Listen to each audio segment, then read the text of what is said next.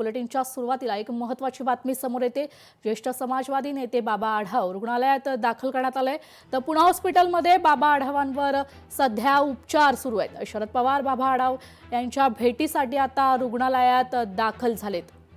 Pune hospital या ठिकाणी शरद पवार पोहोचलेत। गेल्या 10 दिवसांपासून समाजवादी नेते बाबा आढाव पुणे हॉस्पिटलमध्ये उपचार घेत आहेत। त्यांची प्रकृती आता सध्या चिंताजनक असल्याचं माहिती समोर येते।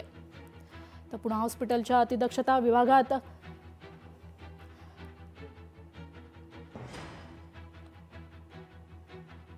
पुणे हॉस्पिटलमध्ये बाबा आढावांवर सध्या उपचार सुरू आहेत।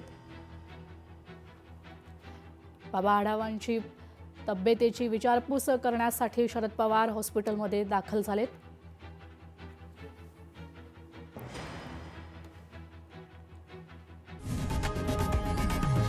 लोकशाही मराठी ऐका, पहा, जागरूक रहा।